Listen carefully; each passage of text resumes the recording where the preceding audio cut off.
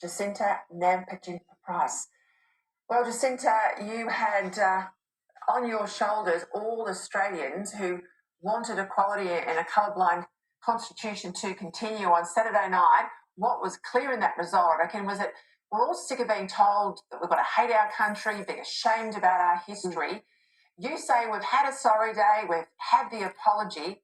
When is Forgiveness Day? Well, I reckon Forgiveness Day is Saturday, the 14th of October, and we now use that huge vote for our country to turn a page. Look, I couldn't agree more, Peter. Australia, I think, a sigh of relief in understanding that, it's okay to be proud to be Australian and to move forward knowing that actually the vast majority of us wants what's best for all of us, particularly our most marginalised. I would say, though, that I know a wonderful bloke by the name of Danny Abdallah. He and his wife Layla are pushing for a Forgiveness Day, which I think is in early February. I had a wonderful conversation with him just this morning, in fact, about the whole idea of forgiveness in our country. And I'm very happy to join their campaign to establish a day of forgiveness for everybody, for all Australians across many different various issues. But certainly I think that is about finalising that circle of healing. He's a man and he and his wife have been through a tremendous, overcome a tremendous tragedy in their lives, and forgiven the man that took the lives of their children. And if somebody like that, if those two incredible Australians can do that, and that is something that is open for all Australians to move forward with. It's about freeing oneself, it's about healing oneself and moving forward. And I think it's, a wonderful idea. I reckon part of the reason why the Aboriginal elites were so scared of you through all that personal abuse at you, Jacinta, is that you risk exposing that whole Aboriginal industry and their role in failing to close the gap. For all the organisations that they run, for all the money they have to spend, we know that money's not hitting the ground where it's needed, which begs the question, if the money's not there on the ground but the money's leaving Canberra, something's happening there in the middle, right? There's clearly issues of corruption and other things that need investigation. Peter Dutton says you are going to get into this issue now that the voice has been resolved. Tell us more.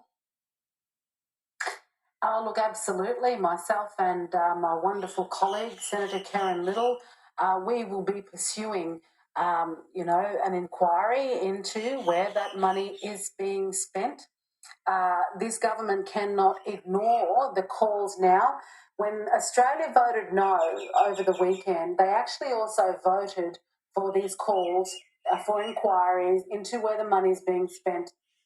It's not just governments that have been responsible for the failures in terms of closing the gaps, but for those that have been funded to create outcomes to improve the lives of our most marginalised, they are also responsible. And of course, there are many organisations that came out as strong yes supporters because they want an entity in the Constitution that they can rely upon to do their bidding.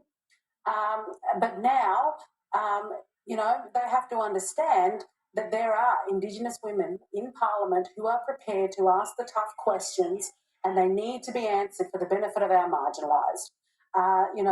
When the government suggests that the ANAO are doing their job in terms of auditing, no, we want an inquiry so we can hear from those marginalised Indigenous Australians who are affected by the lack of outcomes. And that's the purpose of these inquiries, to use the structures that exist to give those people a voice.